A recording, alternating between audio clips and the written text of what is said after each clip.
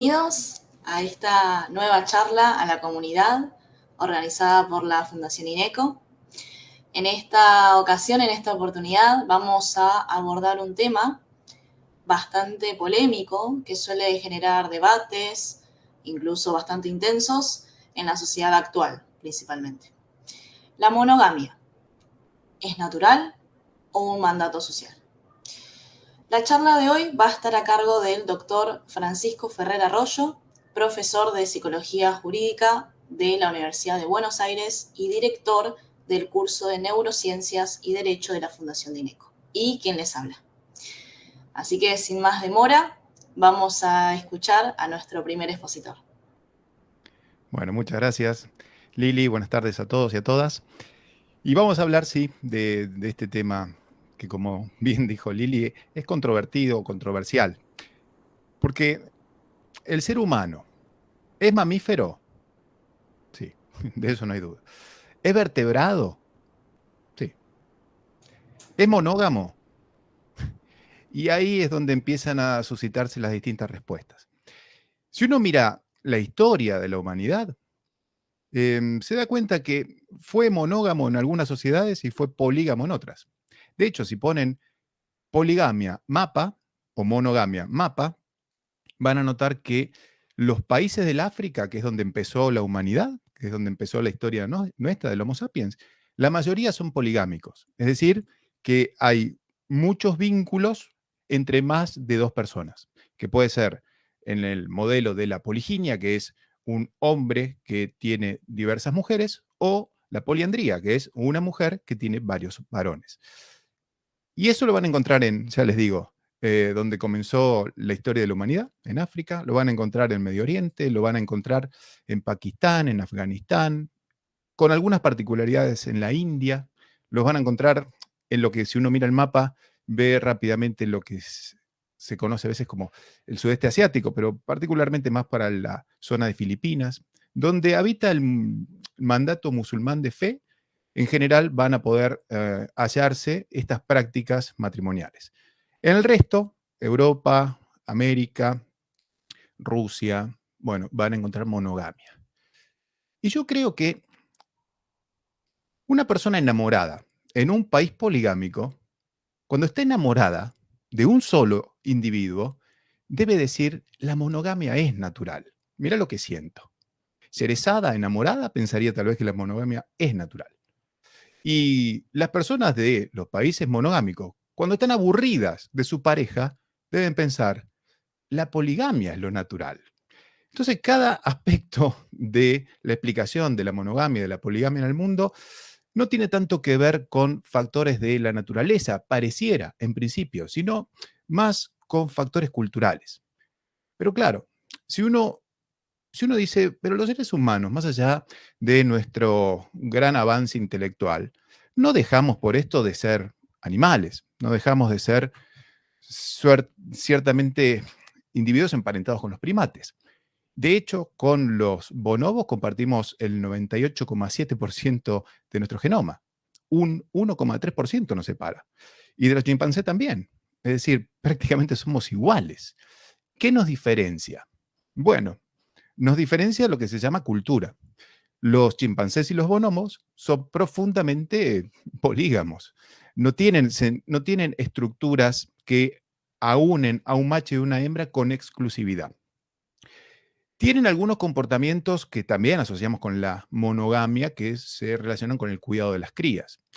Pero no hay nada parecido a un pacto de eh, fidelidad hasta que la muerte los separe. No existe. De hecho, el 95% de los mamíferos, de los que formamos parte, son polígamos. La excepción somos nosotros.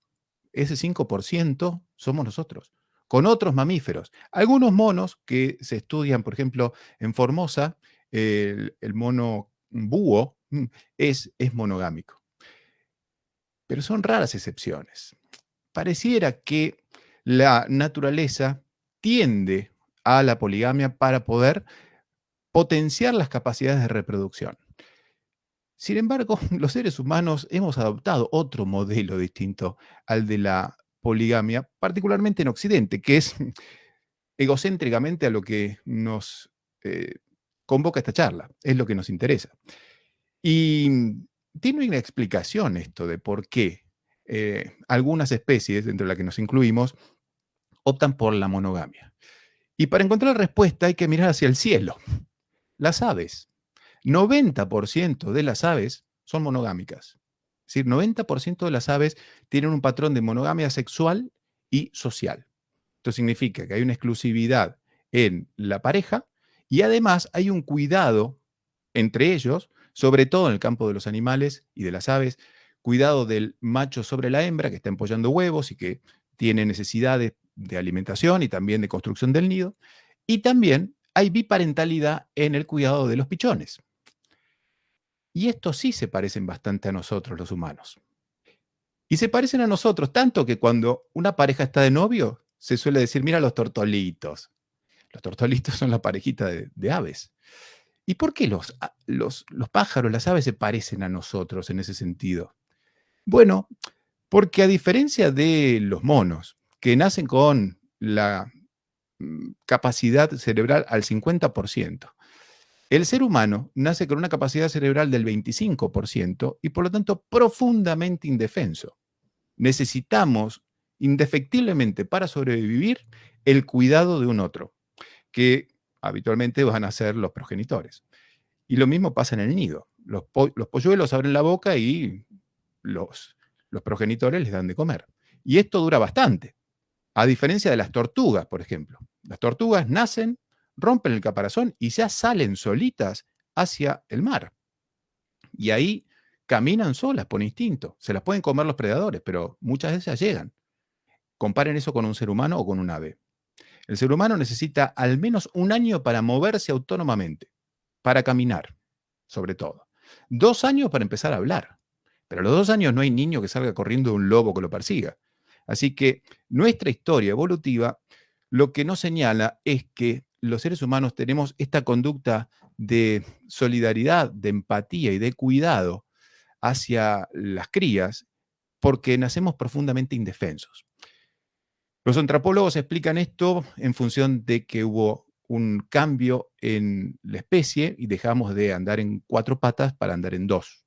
Al andar en 2, las caderas se redujeron y los bebés que empezaron a nacer tuvieron que tener el cráneo sin terminar de cerrarse para poder salir naturalmente por el canal de parto y no generar muertes durante el parto. Pero esto de nacer sin terminar no termina solo en lo óseo, también tiene que ver con la inmadurez de nuestro cerebro. Por eso los niños son inmaduros, sin grandes capacidades como las que van a tener después, hasta que al menos desarrollan el lenguaje. Y antes de desarrollar el lenguaje, un chimpancé es absolutamente mucho más inteligente que un niño. Hay unos zoólogos que se llaman Kellogg's, que es un matrimonio que comparó cuando tuvieron un hijo, el desarrollo de su hijo con un chimpancé, también bebé de la misma edad. El chimpancé lo superaba en todo, hasta que el niño a los 2 años desarrolló el lenguaje. Se catapultó la capacidad de manipulación abstracta del niño y la capacidad de comprensión de todo. Un chimpancé, si vos le señalas algo, no lo entiende. Le falta teoría de la mente, le falta un montón de otras habilidades que los adultos sí desarrollamos, casi te diría, en interacción cotidiana sin darnos cuenta, no por medio de una formalización o de un adiestramiento. Y ese individuo que fue muy cuidado por sus progenitores se desarrolla y puede después convertirse en un humano que hace los famosos descubrimientos desde la penicilina, el viaje a la luna y la vacuna del COVID. ¿Y cómo es que logra eso? Bueno, porque tiene 2 figuras parentales que lo cuidan. Y para que eso se logre, ¿qué necesitas? En principio, algo distinto a la tendencia que existe en gran parte del reino animal, que es que el macho se aparee y desaparezca. Lo que hemos necesitado tanto en la poligamia como en la monogamia, y acá presten atención, porque la poligamia no es un caos, no. Tanto en la poligamia como en la monogamia, lo que hemos necesitado es que los adultos se queden acompañando el proceso de crianza de sus hijos. Esa es la finalidad que tiene este mito de la monogamia. ¿Es un invento? Sí, llámale invento, pero es un invento útil. Es una de esas típicas ficciones, como para algunos puede ser la Constitución, la religión, el sistema financiero, pero sirven, sirven. Papá Noel tal vez no exista, pero sirve para muchas cosas durante el año. Si te portas bien, viene Papá Noel. O sea, son ficciones que permiten a los individuos y a los seres humanos y a la especie poder esforzarse por algo que tal vez, y acá sí, cierta propensión natural está en contra de esto. Tal vez cierta tendencia a la ley del menor esfuerzo, a evitar compromisos, tal vez eso sí sea un tanto natural, si ustedes lo quisieran ver. Y contra eso se tienen que constituir estas ficciones o estos mitos. Y estos mitos se van a ir consolidando por medio de costumbres. Y como Lili y yo, Chen, trabajamos y investigamos en el área de neurociencia y derecho, déjenme decirle algunas cosas que ha tratado de hacer el derecho para poder contener esta posible disolución de la monogamia y el pasaje a otro modelo. Pero no les digo poligamia, porque la poligamia es otro modelo formal de matrimonio. Lo que les digo es el caos y la anarquía. Eso es lo que nunca hubo entre los seres humanos. O hubo, pero lo tratamos de controlar históricamente. Lo que hay es poligamia o monogamia, o distintas formas, pero siempre hay un orden. Y en nuestra sociedad, lo que se estableció como orden es este vínculo de exclusividad entre un hombre y una mujer para el primer codificador que fue Vélez. Y a eso le llamó matrimonio. Y el matrimonio era ese vínculo de exclusividad que me permitía organizar no solamente los deberes de los progenitores, sino también administrar la herencia futura. También, de alguna manera, como estaba completamente penada la infidelidad, me garantizaba la herencia genética al varón. Y como estaba prohibido el divorcio, en ese mundo de Vélez Arfiel, 1880, le garantizaba el cuidado patrimonial a la mujer, que en aquella época no trabajaba o trabajaba en tareas de muy baja retribución. En ese modelo, la monogamia con estos dos controles estaba de alguna manera eh, afincada. Y si se llegaba a producir un caso de infidelidad, en 1925 ya el Código Penal establecía el delito de adulterio en el artículo 118.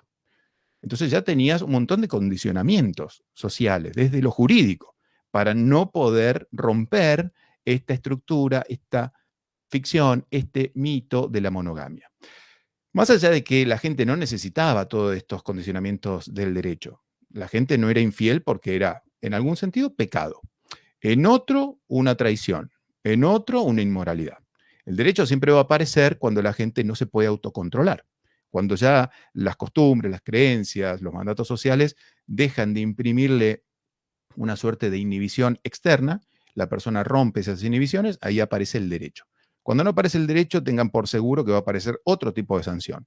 Basta mirar cualquier canal sangriento de televisión actual para que vean que cuando la gente encuentra un culpable de algo y no vienen las fuerzas de seguridad, hacen justicia por mano propia. Pero el derecho trata de contener a las personas que no cumplen los mandatos que todos hemos acordado cumplir. Y ahí entonces les decía que teníamos el derecho penal y teníamos el derecho civil, vedándome estas conductas. Pero haciendo un salto mágico al día de hoy, en algunas investigaciones que estamos llevando a cabo, pero ya no en el marco de INECO, sino en la UBA, lo que hemos encontrado es que hoy, de la gente que se casa, la mitad se divorcia. Es decir, cada 2 matrimonios hay uno que se divorcia. Y otro dato que también es compatible con otras investigaciones de vínculos familiares, revela que el momento más crítico donde la mayor cantidad de separaciones se produce no es en el 7º año como pensábamos, sino que es en el 9º año. Otras investigaciones se encuentran que es en el 10º. Así que estamos cerca. El 9º año después de una unión marital es el momento más crítico. Y otro dato también interesante que rompió un poco la creencia popular es que la gente no se separa porque aparece un amante. No es el amante el que termina rompiendo las parejas. Y cuando hay infidelidades, en el 63% de los casos, que es muchísimo, la infidelidad es producto del aburrimiento o el de sentirse no cuidado por el otro. El amante es un 8% nada más. Y ese dato fue bastante revelador para todos nosotros, porque nos planteó que lo que está acá en crisis en este momento es la monogamia. es este mandato de contener un modelo familiar que hoy la sociedad, nos guste o no, acá la ciencia no hace juicios de valor, es simplemente descripción y explicación de lo que nosotros percibimos y tratamos de encontrar las variables que lo explican. Nos guste o no, les decía, la sociedad está incurriendo en algo que se llama evasión institucionalizada. En sociología se la llama así, porque nos predice que se está por producir un cambio social. Cuando las personas no respetan las normas jurídicas y no reciben una sanción extrema del entorno, eso se suele utilizar como un predictor de un posible cambio normativo. La alta tasa de infidelidad, la alta tasa de divorcios, de alguna manera nos estarían hablando de esta crisis de la monogamia. Pero que termine la monogamia no quiere decir que se destruya la familia, que se destruyan los vínculos. Significa tal vez pensar en una novogamia, novo de nuevo, un ámbito donde tal vez se pueda rediscutir el pacto que suscriben tácitamente dos personas al formar una pareja. Y digo reescribir este pacto, porque este es un pacto que nadie debate. En las parejas no se debate los acuerdos. Se da por sentado que vos tenés que ser fiel. Se da por sentado que no vas a tener relaciones con otras personas. Es un hecho. Pero tal vez es necesario que se empiece a debatir esto, porque la posmodernidad, que es los tiempos en los que estamos viviendo, está socializando a las nuevas generaciones con mandatos completamente distintos a los del pasado. En el pasado las cosas eran duraderas de por vida. Recuerden los autos Duravit. O sea, el nombre te dice, van a durar por siempre. Y en cambio hoy hay como una obsolescencia programada donde los propios productos salen con fechas de vencimiento para que se rompan. Entonces, si el mundo está teñido por esa ideología, ese mandato, no duden que esos mandatos se transmiten hacia las relaciones sociales. Y ahí hay un montón de autores como Zygmunt Bauman, por ejemplo, o Aaron Beck, no, Aaron Beck no, Beck solo, que nos hablan sobre esta modernidad líquida o este mundo del riesgo. Y esta modernidad líquida, este mundo de los riesgos, nos plantea esto, que ya nada dura por toda la vida y que cada decisión que uno toma siempre tiene riesgos colaterales. Ya no es me caso y mi pareja siempre me va a ser fiel. Tal vez no. No hay una seguridad, no hay una garantía del amor. Bueno, doctor, pero ¿está el Código Penal? No, fue derogado. 1995 se derogó el delito de adulterio. Nos queda el Código Civil. El Código Civil nos tiene que proteger de la infidelidad. No, tampoco. 2015 se derogó el deber jurídico de fidelidad. Y hoy en el artículo 431 lo que van a encontrar es que los deberes de la pareja tienen que ver con el convivir, con prestarse ayuda mutua y el deber moral de fidelidad. Y lo dice con esas palabras, deber moral. Eso significa que no hay ningún tipo de acción jurídica contra la persona que haya sido infiel. Y acá esto hizo bastante ruido, pero la explicación no es que el legislador se volvió loco, sino que lo que el legislador está diciendo, miren, yo no les puedo obligar a ser fieles. Yo lo que puedo obligar es que se respeten, que se ayuden, pero no puedo mandarles un deber de fidelidad en tiempos donde las relaciones son tan fluidas que nadie puede estar seguro de la fidelidad del otro. Y además, me parece con cierto tino, el infiel, el infiel, con excepciones, acuérdense por qué es infiel. Porque se siente desatendido, porque se siente descuidado, porque se siente aburrido. Y en eso no es solamente el único actor. Las relaciones de pareja son un sistema. Yo actúo en función de lo que me pasa con mi pareja.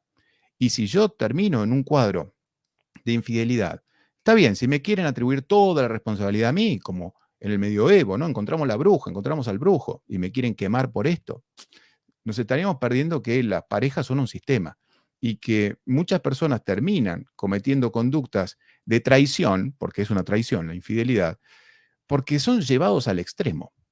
Recuerden que dije con excepciones. Está, sí, siempre personas que son absolutamente inmorales, absolutamente descarados, insensibles. Pero después no, después hay otras personas que son buenas personas y que llegan a un cuadro de romper un pacto que en el fondo adhirieron, pero nunca debatieron, nunca discutieron, porque el mundo se fue haciendo cada vez más tedioso. Entonces el legislador en esos casos dijo, yo no voy a meterme en analizar quién tiene la culpa de la infidelidad, como hacía antes el código.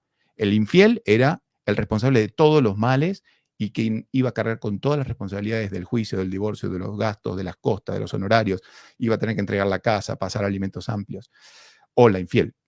El legislador actual dijo, ese es un problema que no me voy a meter yo. No hay ni ángeles ni demonios en los divorcios. Quien se quiera divorciar, se divorcia, pero no vamos a estar buscando un culpable. Y como les decía, para ir cerrando, como les decía, esto son elementos que nos pueden hacer bastante ruido, es decir, nos pueden molestar, nos pueden sonar como que el mundo se está destruyendo, desarmando, degenerando, o póngale la palabra que quieran. Yo le pongo la palabra, está cambiando. El mundo cambia y siempre cambia el mundo. Y el cambio es lo único que se mantiene constante. El cambio molesta porque rompe creencias que hemos heredado desde que somos chicos y chicas. Y cuando se rompe una creencia o alguien ah, eh, vulnera una creencia, yo me siento agredido en mi fuero íntimo. Es lógico. Pero tenemos que entender que es la historia del mundo, que los que ya hemos pasado un poco la mitad de la vida, miramos para las generaciones que vienen y percibimos que el mundo se va a terminar con este tipo de nuevos pobladores, de nuevos habitantes. Percibimos que viene el Armagedón o el Apocalipsis, que el mundo va a ser descontrolado. Y la verdad es que el viejo Aristóteles ya decía, Aristóteles hace unos cuantos, 2300 años, que la juventud está perdida, que no respetan a sus mayores, que no tienen palabra, que no va a haber más mundo. Y el mundo siguió avanzando, y el mundo siguió progresando, y el mundo siguió cambiando. Todo cambio, insisto, siempre nos va a perturbar, todo cambio nos puede llegar a molestar. El tema es comprenderlo, el tema es entender las raíces y las variables que están interviniendo en por qué se produce este cambio. No para juzgarlo, sino para entenderlo. Yo tal vez no salto en una pata por pensar que el mundo va a modificar, si quieren, este sistema monogámico. Estoy criado en un mundo de celos, pero las investigaciones muestran que los que abren sus relaciones y discuten los temas de cómo se van a vincular, por ejemplo, son mucho menos celosos. No revisan el correo de mail de su pareja, no hurgan en su correo, en su celular. ¿Por qué? Porque no tienen el fantasma que tenemos todos los formateados con los modelos monogámicos. El fantasma de los que vivimos en monogamia pura es que el otro se puede ir, que el otro se puede enamorar de otra persona o que el otro puede tener relaciones sexuales con otra persona. Entonces, cuando ese fantasma se rompe, porque si lo va a hacer, me lo va a decir, porque hemos acordado eso, que sería las versiones del poliamor. Uno puede vivir sin esa espada de Damocles pendiendo de su cabeza. No estoy promoviendo ninguna alternativa, simplemente planteo lo que dicen las investigaciones sobre modelos divergentes con relación al modelo actual. Bueno, espero que todo esto les haya resultado interesante como puntapié inicial para pensar en lo que les decía recién, que pueden llegar a ser las nomogamias, es decir, formas alternativas de poder seguir armando vínculos de parejas, de triejas, vínculos humanos, en el fondo, que nos permitan poder disfrutar estos pocos años que nos tocan vivir. Muchísimas gracias. Muchas gracias, Lili, a vos también por Muchísimas la gracias, presentación. doctor Francisco Ferrer Arroyo. La verdad que un tema en constante mutación, ¿no? Exactamente. Bueno, pero ahora vamos a tener otra mirada que va a ser propuesta por la doctora Lili Chen, que también es investigadora del Instituto de Neurociencias y Derecho, es profesora de Sociología Jurídica de la Universidad de Palermo y de Psicología Jurídica, perdón, en la Universidad de Buenos Aires. Así que Lili, te escucho y te escuchamos con total atención. Bueno, muchas gracias. Con esta introducción vamos a seguir con la misma línea, en el sentido de que la naturaleza humana es una naturaleza social, en el sentido de que las instituciones en las cuales se organiza la sociedad, los mecanismos psicológicos que alimentan esas instituciones también, los mitos que estructuran, porque no esos métodos psicológicos, todo es social, ¿no? Todo es social. Y en este sentido la monogamia decanta, ¿no? Por supuesto que no es algo natural. Prueba y evidencia fehaciente de esto que estoy diciendo es que en otras partes del mundo existieron y existen alternativas a la monogamia. Tenemos, por ejemplo, las relaciones de pareja sin convivencia, el poliamor, la anarquía relacional, que tiene un nombre muy ostentoso y que después vamos a desgranar un poquito mejor, o también llamada agamia. Si tenés más de 50 años y estuviste en pareja, pero ya no lo estás, ya sea porque te separaste, te divorciaste o la causa que sea, viviste o vivís, quizás, lo que es estar solo después de haber experimentado vivir con alguien. Le pasó a mi tía, y ella me decía cada vez que hablábamos que se alegraba haber estado con el tío por lo que vino después del tío sin el tío.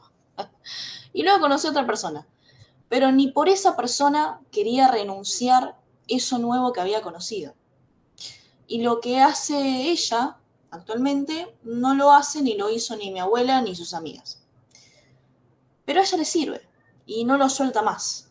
¿Y qué cosa no suelta más? ¿De qué estoy hablando específicamente? De la independencia, el espacio personal. Por lo que ya hace más de 3 años, 2 años, que está en una relación comprometida, pero ella vive en su casa y su pareja en la suya. Y, bueno, viviendo en lugares distintos, ¿no? Y esto es lo que hoy lo llamamos LAT, que son las siglas en inglés para Living Apart Together, que traducido muy literalmente sería viviendo separados juntos. Y si no tenés más de 50 y te sentiste, mientras lo estaba contando, un poco atraído o atraída con esto de estar en pareja con alguien, pero no convivir con esa persona, no sos el único, no sos la única.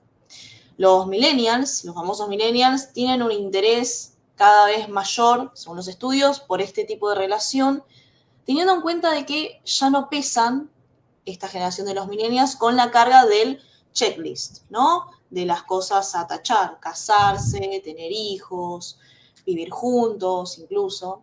Y las mujeres ya hemos tomado conciencia de nuestra capacidad de independencia económica, cosa que quizás en otros tiempos no pasaba, carecíamos de eso. Y nos enfocamos más en la educación, en la carrera. No nos es martirizante postergar el casarnos y tener hijos. Eso sí queremos hacerlo, ¿no? Y eso hace la diferencia en los vínculos y en la forma en la que operan estos vínculos. Yo dije las siglas, LAT, pero las personas que viven este tipo de relación no la conocieron por las siglas.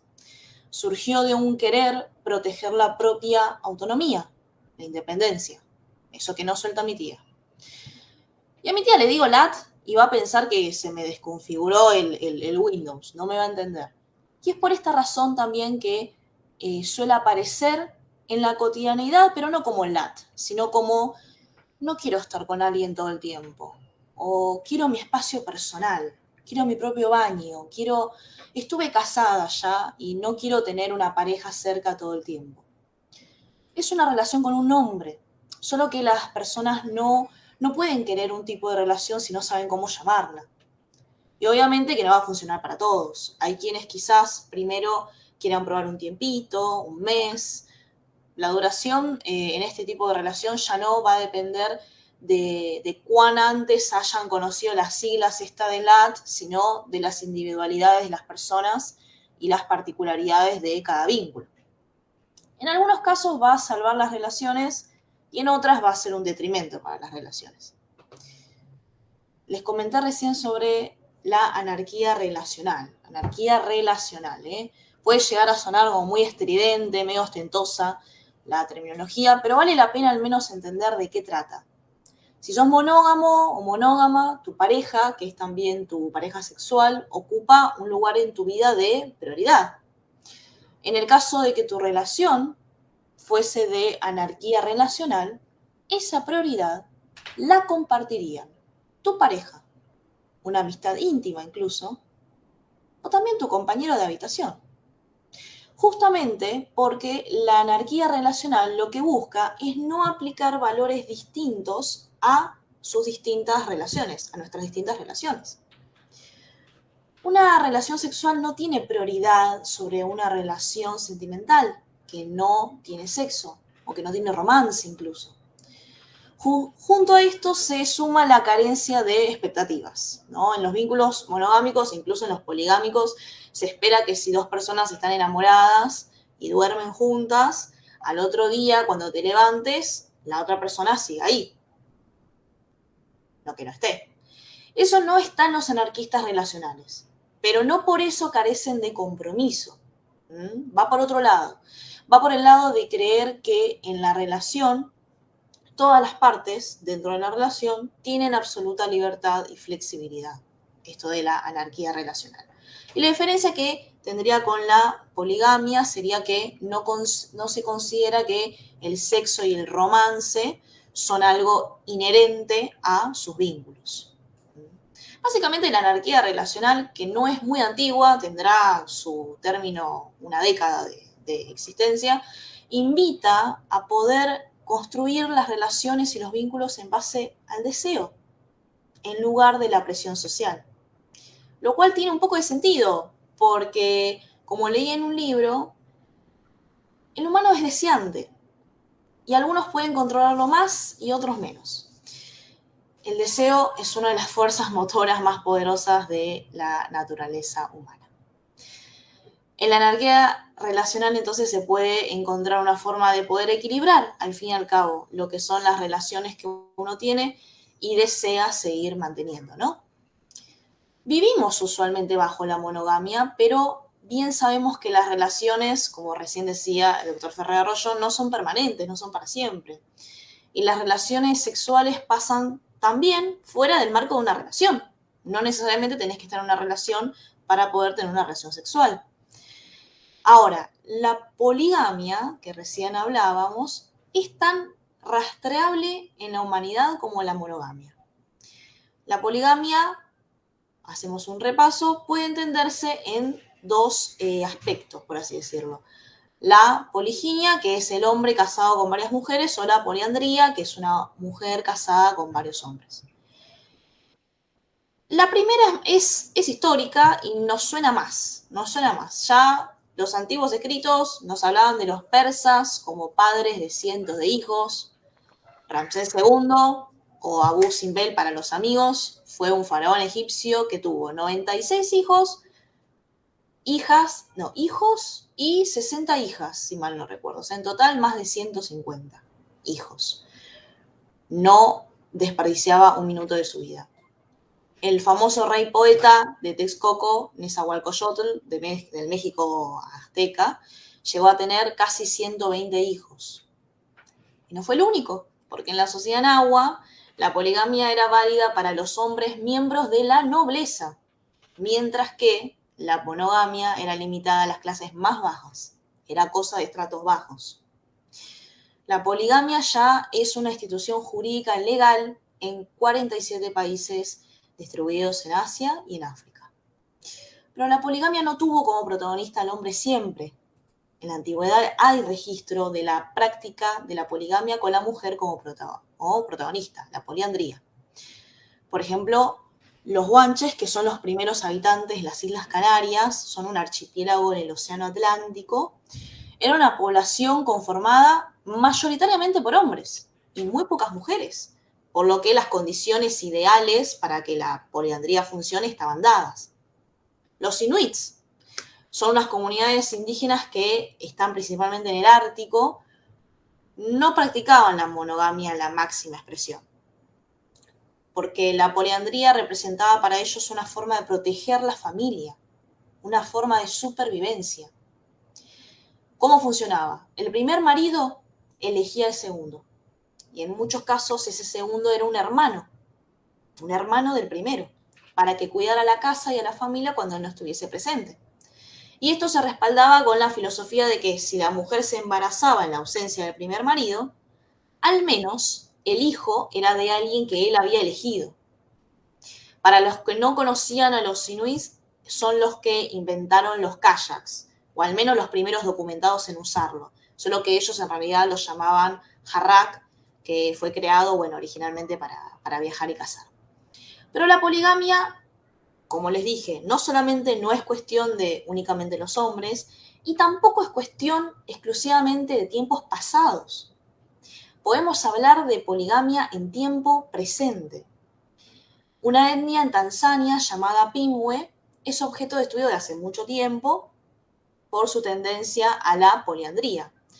Antropólogos publicaron en una revista de investigación, Human Nature, donde encontraron al menos 50 sociedades actuales que permiten las uniones poliándricas. Es decir, si bien la poliandría es una cuestión rara de encontrar, no es tan rara como se cree. Se puede encontrar internacionalmente. Y casualmente, si se quiere para los escépticos, se encuentra mayoritariamente en las sociedades igualitarias. Como ejemplificamos brevemente, la poliandría existió en los inicios de la historia humana y debe ser apreciada y estudiada desde una perspectiva evolutiva, ¿por qué no?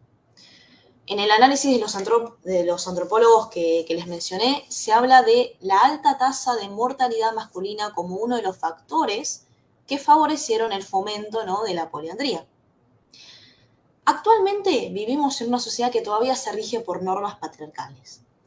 Pero que la sociedad sea así no quiere decir que esa sea su forma natural. No hay una forma única de organización social. Y esto es una analogía un poco lejana, pero nos sirve, aplica también a los derechos, que día a día damos por sentado, que creemos que toda la humanidad comparte. Si el día de mañana, si ahora te compras una casa, cae de maduro que es tuya y que luego tus hijos van a heredar esa casa. Bueno, esto no es así en todo el mundo. Hay países en los que únicamente podés comprar una propiedad por un periodo de tiempo determinado. En China, por ejemplo, únicamente puedes comprar una casa por 30 años. Llegados los 30 años, hay que volver a pagar el valor del inmueble, teniendo la posibilidad de tenerla por 30, 40 años más. Máximo 70 años. Y en ningún momento de esos 70 años la tierra fue tuya, solamente lo que había arriba de ella. Tanto como el derecho a la propiedad privada no lo compartimos en toda la raza humana, las formas en las que nos vinculamos no son iguales. Ejemplo vivo, me gustan los ejemplos vivos, de lo que digo es el pueblo Mozuo de China. Mozuo, si lo quieren buscar. En el suroeste de China hay un pueblo de unas 40.000 personas y ya van unos 1000 años practicando algo que se llama unión libre, antes de los hippies. El linaje en este pueblo es materno, por lo que los bebés heredan el apellido de la madre, no del padre. Aunque, por ejemplo, si dos personas de este pueblo tienen una relación amorosa estable, el seno materno nunca se abandona. ¿Qué quiere decir esto? Que viven todos juntos en una gran casa. Y aunque tengan hijos en común, cualquiera de las dos partes, hombre o mujer, pueden buscar un nuevo noviazgo, cuando así lo deseen, sin que esto conlleve una connotación social degradante o peyorativa. Mientras que en las sociedades donde la monogamia es la regla, la mujer que está con muchos hombres ve su valor como mujer, ¿no?, rebajado, y es objeto incluso de vocativos varios degradantes. En la etnia Mozo, las mujeres tienen un total libre albedrío sexual. Dentro de la familia es sobre las mujeres que pesa la responsabilidad de gestionar todo lo que es los recursos, la administración del hogar, el control del hogar, ocupando así un lugar de poder máximo. En segundo lugar se encuentran los hermanos de la matriarca. Quizá les hablo del caso de los Muso y les pasa por la mente, bueno, es solo China. Siendo tantos, con 1.400 millones de personas, tienen de todo. Y saben que no son los únicos. Por mencionarles, en Nepal, Kenia, Costa Rica, India, Nigeria, Sumatra, podemos encontrar datos contrastables con la realidad de pueblos de costumbres matriarcales pseudomatriarcales o matrilineales. Y si bien podemos arribar sin caer, digamos, en simples especulaciones a la hora de decir, bueno, de la postura de que la monogamia no es natural, innata del ser humano, esto no despoja de su utilidad a la monogamia. No nos confundamos. A lo largo de la historia de la humanidad, la monogamia tuvo un papel esencial, tanto en prevenir, por ejemplo, el infanticidio, como también una función económica, aunque esta postura no la comparte toda la comunidad científica. En la revista Science, una revista muy conocida, se han manifestado diversos académicos defensores de distintos factores que posicionan a la monogamia como norma, que la monogamia ya desde los primates prevenía que las hembras se aparearan con los machos rivales, que provee un cuidado parental más eficiente, como recién hablábamos, y quizás la monogamia no evolucionó en un sentido estrictamente genético para los humanos, sino más bien social. Porque si bien tenemos museos repletos, rebosantes de vidas pasadas monogámicas, los humanos fueron nulamente uniformes, sexualmente hablando, para poder considerarlos naturalmente monógamos. ¿Se acuerdan de Ramsés II, de los 150 hijos? No era un alien, era humano. No somos más monógamos, de lo que podríamos llegar a aprender a ser poligámicos. Si la monogamia fuese intrínseca en la naturaleza humana, tendríamos tanta infidelidad, tendríamos amorfoda de Bad Bunny. Ya el psicólogo Alfred Adler analizó la naturaleza del delito, y esto nos viene a colación porque describe al delincuente como alguien que se cansa rápidamente de lo rutinario y que está en constante búsqueda de novedades. Y si queremos hablar sí o sí de lo natural, en ese caso no habría quizás, esto lo responderá la neurociencia, pero no habría quizás en algunas infidelidades, ¿no? Un componente genético que impulsa a las personas a que continuamente busquen experiencias sin preocuparse, sin reparar en los riesgos que puede asumir. Vivimos actualmente tiempos, como decía recién doctor Ferrer Arroyo, más exacto imposible, tiempos líquidos, en términos de Bauman, donde los límites de los lazos del propio género incluso se ven desdibujados, o mejor dicho, se ven cuestionados. Y la idea de la tendencia natural, por ejemplo, de algunos a ser amos y de otros a ser esclavos, aristotélica, ya ni siquiera es concurrida, y hace tiempo que fue destrozada. Y uno ya no tiene la misma, ni siquiera tiene la obligación de seguir la misma profesión que el padre o del abuelo, ni siquiera tiene la obligación de llevar el mismo nombre que le es asignado al nacer. ¿Qué otras tendencias naturales van a sucumbir al tiempo? Es una pregunta digna de abordar. Muchas gracias. Muchas gracias, Lili. Bueno, interesantísimo tu, tu viaje que nos llevaste a muchas partes del mundo para ponernos en evidencia que lo único natural es que somos todos diferentes y que las personas se pueden ir adecuando mejor o peor a los mandatos sociales de su tiempo. Eh, Somos altos, somos petizos, somos delgados, somos más rellenitos, y a veces la moda es ser alto, a veces ser petizo, a veces ser más rellenito, a veces ser más flaco, y ahí sí hay un componente, si querés, que tiene que ver con nuestra propia genética. Y lo que mencionabas vos recién de individuos que buscan novedades, me acuerdo haber leído un estudio del gen R7+, que es el gen que lleva a los individuos a buscar novedades. Y los que están estudiando esto te plantean que es ese gen el que a la humanidad la habría llevado a agarrar un palito con un fuego, ¿no? Porque es novedoso, a Colón mirar el horizonte, decir, capaz que llego a las Indias por acá y es más corto, y a los individuos que ya están aburridos de su vínculo con su pareja, buscar algunas alternativas novedosas. Pero eso, bueno, todavía estamos en una zona de brumosidad, ¿no? Todavía no tenemos una respuesta concreta a esto. Lo que sí queda bastante claro que monogamia y poligamia son estructuras sociales, son construcciones sociales, que la mayoría de los mamíferos a las cuales pertenecemos son polígamos y aquellos que no lo hacen, como vos decías, Lili, con una finalidad de estricto cuidado. Teresa Torralba y Bustín y otros profesionales de INECO sacaron un libro que se llama Saber acompañar, y nos plantean que la cultura humana, la sociedad humana, en palabras de Mead, empezó cuando un hombre o una mujer curó a otro de una fractura. Y de hecho la antropóloga Margaret Mead plantea que cuando ella encontró una tibia sanada, se dio cuenta que para que esa tibia se sanara, alguien tuvo que haberlo ayudado a este individuo. Y esa ayuda a un individuo adulto solo te los da un modelo de regulación de los vínculos donde hay una capacidad de acompañar al otro en las buenas y también en las malas. Así que esta estructura nos puede molestar y puede ser que cambie, pero uno tiene que entender que tiene una finalidad. Y como vos decías, Lili, esto tiene un rol social. Nos puede resultar una mochila o nos puede resultar como que es lo normal, es lo natural.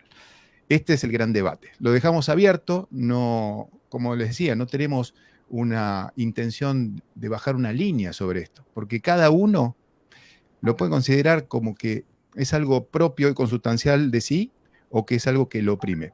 El futuro depende de nosotros, de ustedes, de lo que quieran hacer, de lo que quieran hacer los ciudadanos, no la ciencia. Desde la ciencia explicamos, describimos, explicamos, predecimos. Los ciudadanos son los que tienen que conformar con esta información lo que quieren hacer. Yo, en mi rol de ciudadano, fuera de esta charla, tengo mi posición. Pero acá mi posición es científica, o intenta hacerlo. Muchísimas gracias. Muchas gracias, Lili, también. Muchas gracias.